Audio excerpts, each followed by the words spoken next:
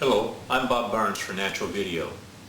Ecuador is one of the richest countries in the world in terms of biodiversity.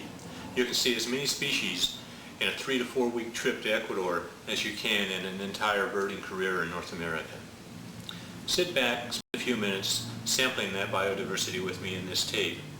At the end of the video that was taken in Ecuador, I'll have a section on the logistics, how to get around, websites to visit, and reference materials to use. Enjoy.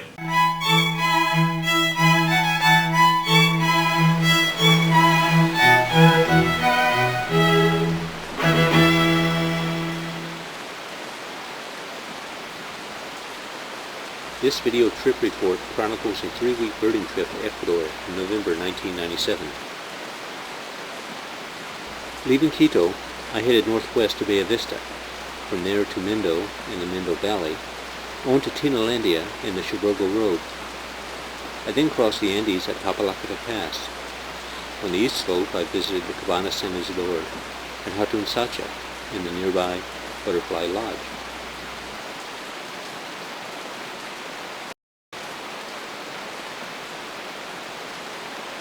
Bella Vista can be reached by way of the Nono-Mindo Road.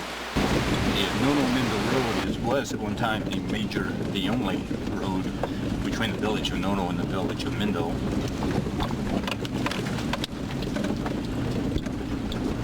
Oh, gotta go on the wrong side. I think I can do this.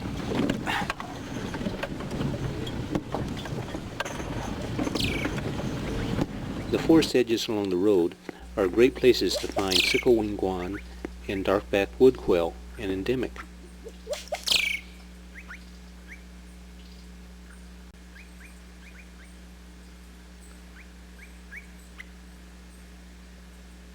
The nests of these oropendulas were being parasiticized by giant cowbirds. On a different day, there was a grass-green tanager in this very spot. After 7, 22 centigrade, and the elevation is over 2,200 meters. The routine is typically get up about 5:15, go out and bird till breakfast, which is served at 8, and that's granola and fruit, coffee, that sort of thing. On the search for the plate-billed mountain toucan, which is a beautiful bird. Hope to get some video of it, and I think I heard a quetzal up here. Let's go up and see what that's about.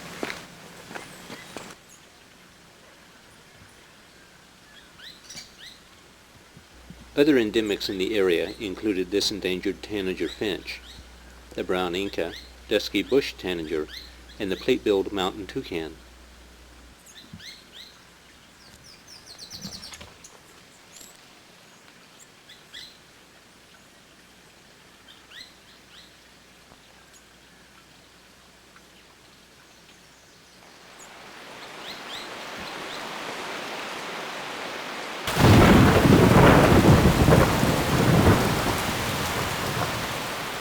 Although it rained for about half the daylight hours, the sun did shine at times, and the clouds parted to show striking distance from the lodge.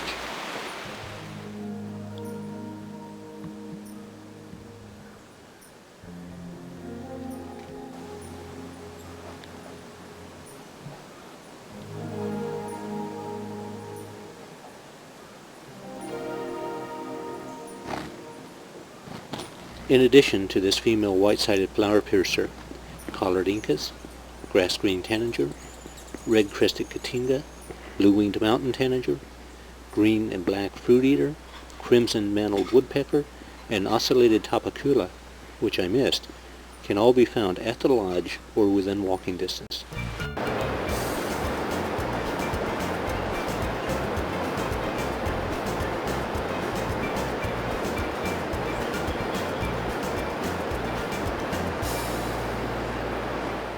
From Bella Vista, I traveled westward to Mindo, where the skies were clear for a couple of days, and the sound of water was from the Rio Mindo, not the rain.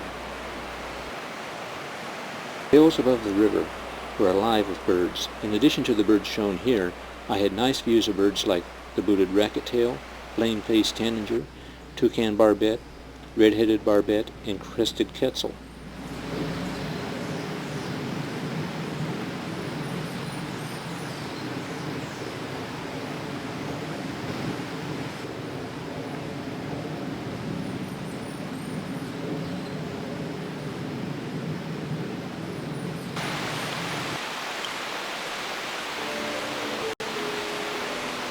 When the rain returned, I would retreat to my hotel. During one of the intermittent clear periods, this toucanet flew in. One afternoon, I saw 5 live birds as I sat in the balcony watching it rain.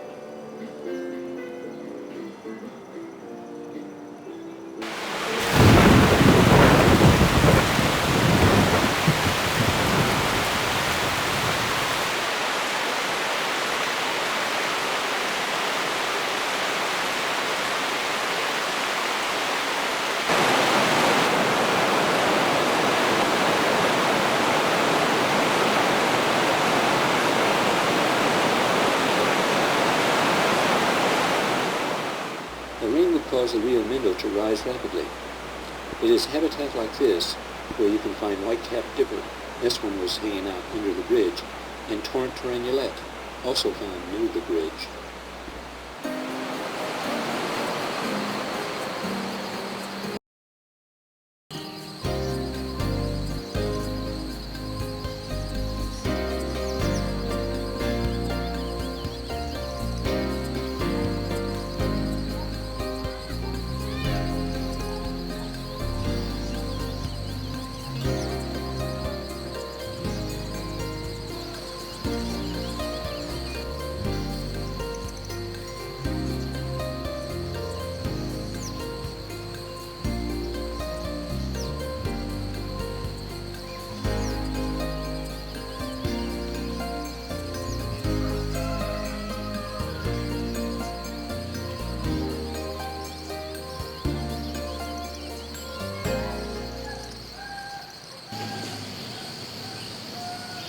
House Trail is one of the prime birding areas in the Mindo Valley.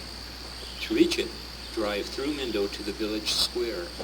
At the northeast corner, which is diagonal to where you entered the square, there's a narrow track which leads to the Yellow House. A small entrance fee is charged at the house. From there, you travel up through the pastures to the forest.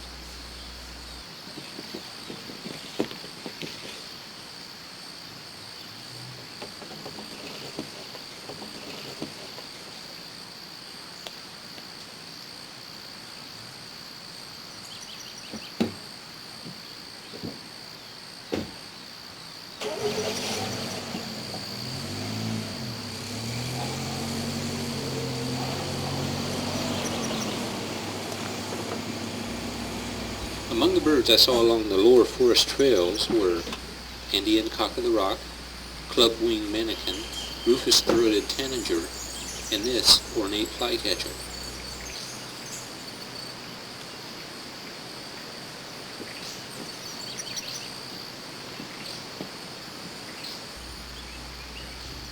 In late afternoon I came down this track in the pouring rain.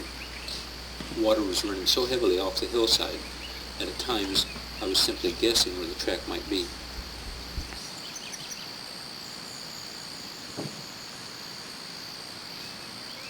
Throughout Ecuador there were many beautiful butterflies and moths. Not all were as drab as this one. The sight of a blue morpho passing through the forest is always an exciting sight. Higher up the trail I saw birds like this golden-headed quetzal, unicolored toptula, rufous-breasted end thrush, and tiny bellied hornet.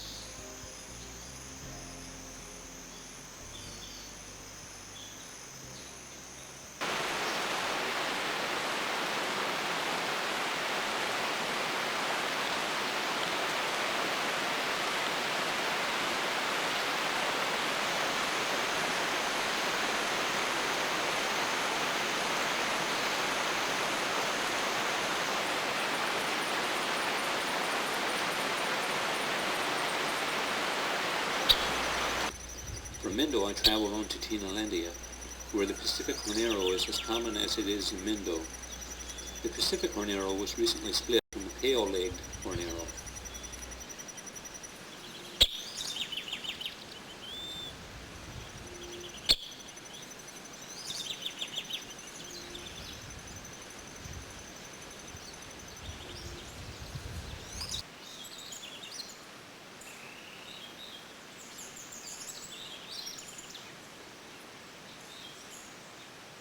To the Sherbogo Road, where I saw this ornate flycatcher and birds like the golden tanager, scale-crested pygmy tyrant, broad-billed motmot, and masked trogon.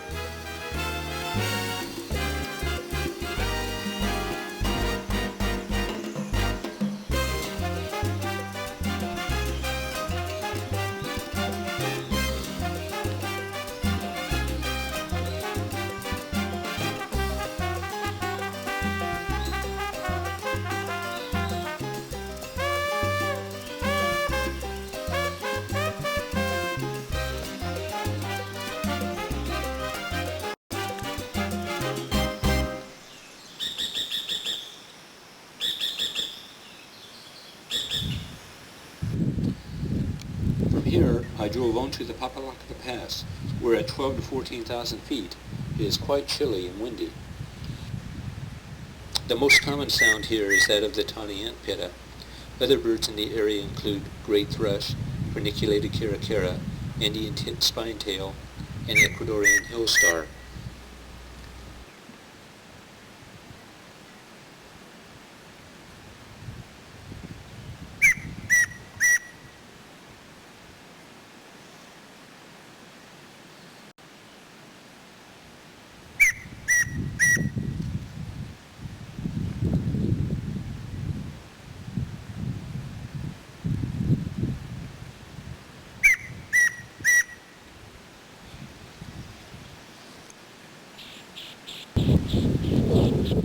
Traveling down the east slope was dusty, but the gravel road was in good shape.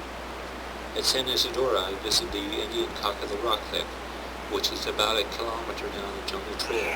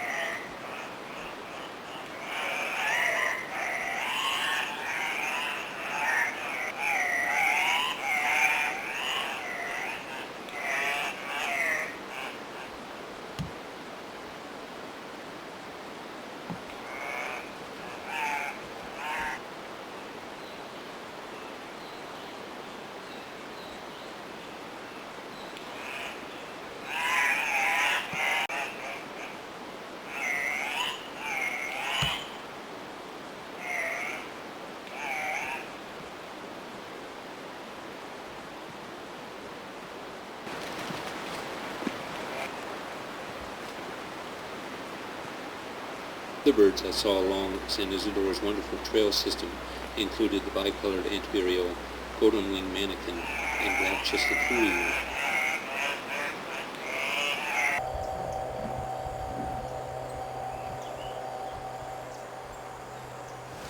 Along the Rio Napo in the eastern lowlands, river traffic is by long dugout canoes, which are used to ferry people and cargo up and down the river.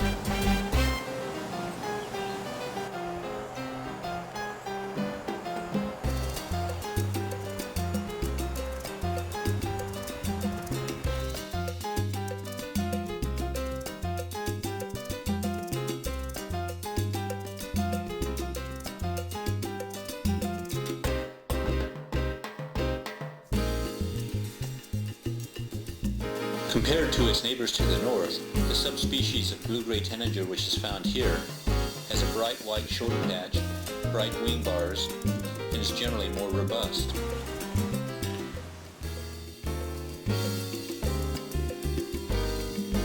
A pair of blue-gray tanagers was visiting a nest near my cabana.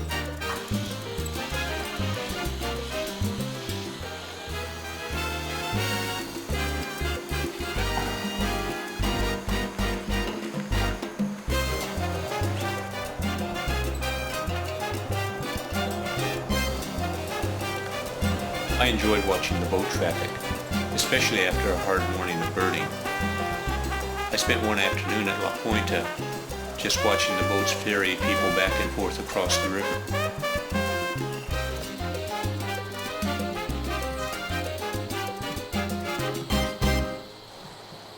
The nest had eggs and was visited frequently by the tanagers.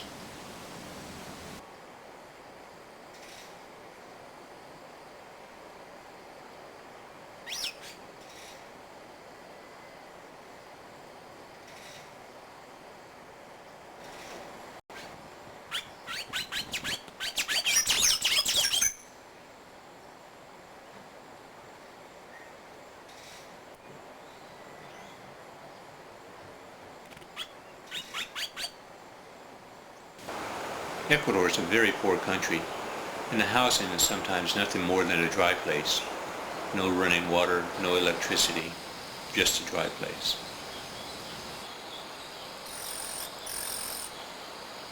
This yellow-browed sparrow is anting, a behavior which is still not fully explained.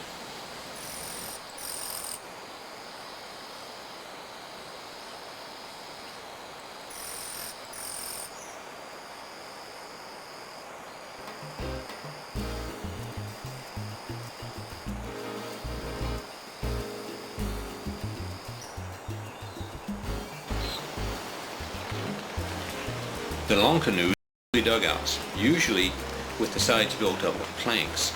Many river families still use the traditional dugouts, which may be poled or paddled.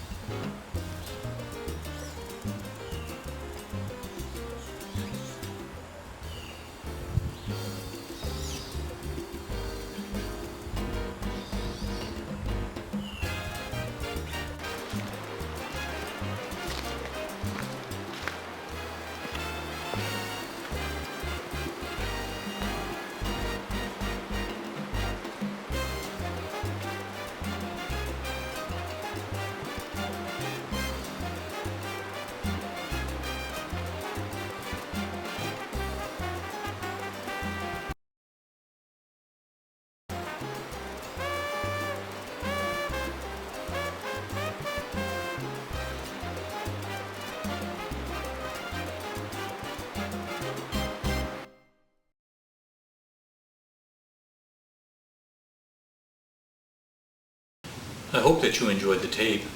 Planning a trip to Ecuador is really pretty straightforward.